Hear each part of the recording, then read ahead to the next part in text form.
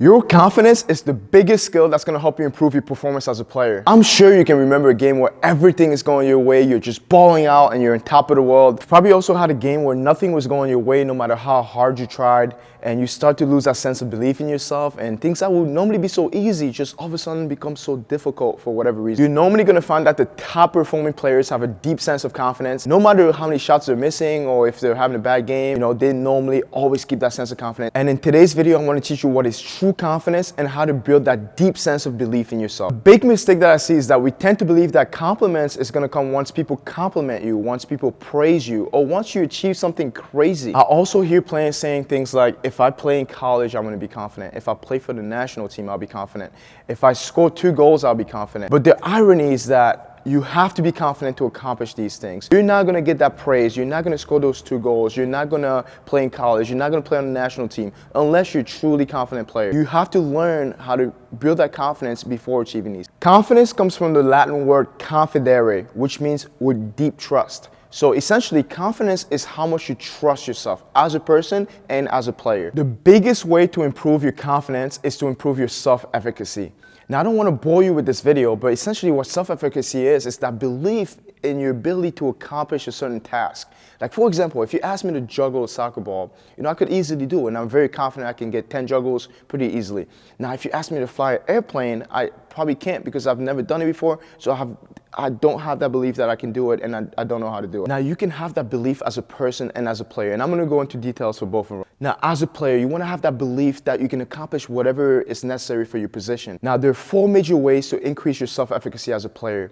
Number 1 is mastery experiences. So these refer to how much you've mastered certain skills in your position. For example, if you're a midfielder, are you a really good passer? Are you a good shooter from distance? Do you have a good first touch? Can you dribble past players when needed? Are you pretty creative? Now, the more good moments you've had in previous games and the more you've mastered these skills on your own, the more self-efficacy you're going to have in your ability as a player. The second element is vicarious learning. If you're an attacking mid and you've been watching players like Bruno Fernandes, Kevin De Bruyne, you probably know a little bit more about that position, and you're going to feel a little more confident in your ability as a player to perform the things that they're doing. Of course, you still need to practice and have those mastery experiences, but watching other players in your position and learning from others really help improve your self-efficacy. Number 3 is social persuasion. If you've gotten some really good feedback from your coaches, friends, parents, teammates, as I mentioned before, you don't want to over-rely on this feedback, and you also want to have really good self-talk.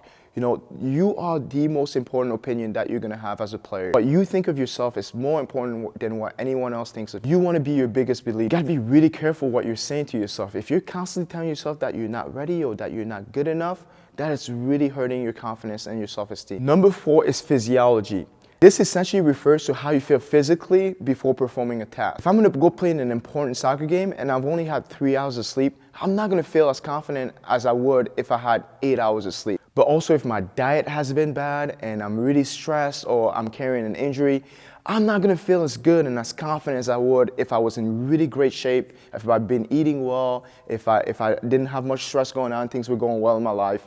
Now, you also have self-efficacy as a person, and what you're going to call that self-esteem. Self-esteem is essentially the reputation and relationship that you have with yourself. And you can't really lie to yourself about this. It's really what you truly think about yourself. And what affects that the most is the actions that you take on a daily basis. You know if you've been taking actions that are aligned with your values and that align with your goals that you have for yourself. You know internally if you've been keeping those promises that you make to yourself. If you say you're going to eat healthier, if you say you're going to go and train more, if you say that you're going to sleep more, but you don't do it, that is going to affect your self-esteem in a negative way. You want to live with integrity and you want to keep those promises that you make to yourself. You want to do the things that are best for you. You want to constantly do the right things, and that's going to improve your self-esteem. If you want to have a high self-esteem, you need to make sure that you're not comparing yourself to others. It's very easy to get caught up in comparing yourself to others, looking at what they're doing, compare yourself to other players, seeing how many goals they're scoring, or checking people's social media and seeing what they're doing.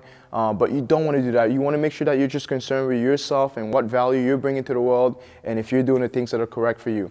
You can never win that game of comparison. Everyone's got their own blessing. Everyone's got their own strengths and weaknesses. So you need to be more concerned about yourself. There's always going to be that thing that someone else has that you're going to be like, hey, I don't have it, and you're going to wish you had it. It's also really important to have a goal that motivates you and to have a strong reason why you want to accomplish that goal, to have a strong belief that you can accomplish that goal, and to be willing to take multiple pathways and have a game plan to accomplish it. If you don't have goals, then you're just kind of wandering around, and it's very easy to lose motivation if you're not really going after something. It's really important to have a growth mindset, and that is the ability that you can get better at anything if you put in the work, if you practice. Now, you may not get to an elite level in certain things, like I'm never going to be an NBA basketball player, but I can certainly get a little bit better with shooting or dribbling, you know. And so whatever it is that you want to do, you need to have that growth mindset about it. Now, if you have a fixed mindset, then you just think that you can't really get better with things, and that whatever you're born with is just what you have, or whatever habits you have can't be changed. It's important to have a growth mindset. Whatever habits or whatever skills you want to build, if you put in the work, if you put in the time, if you're doing it the right way, you can definitely get better. It's important that you take ownership for your action. Whatever results you're getting, whatever is happening, take ownership for it. Take whatever responsibility that you can for it. That gives you a really high sense of confidence if you feel like you can control your results for the most part, if you feel like you can control your own destiny. A lot of people think that things are happening to them and that they can't do anything about it, that they can't change, or constantly making excuses or constantly blaming others. If you live in that manner, then you're gonna have a hard time having that sense of belief in yourself. You're always gonna feel like a victim. It's important that you take ownership for your result and your success as an individual. It's also important to have that self-love and self-acceptance. If you're not quite living up to the standards you set for yourself, you don't need to be beating yourself up. Yes, you need to take ownership like I mentioned, but you don't need to feel sorry for yourself. You don't need to have a pity party.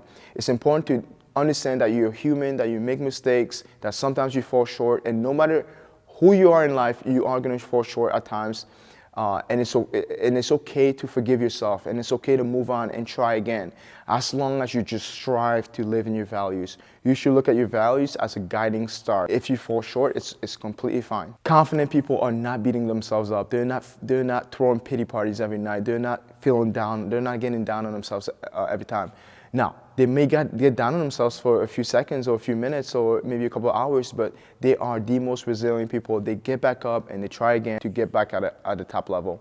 Now, that is a quick overview on how to build confidence. And in future videos, I'm going to go more in depth into each one of those components. Hope you enjoyed the video. Leave a thumbs up if you did. Subscribe to the channel, and I'll see you on the next video.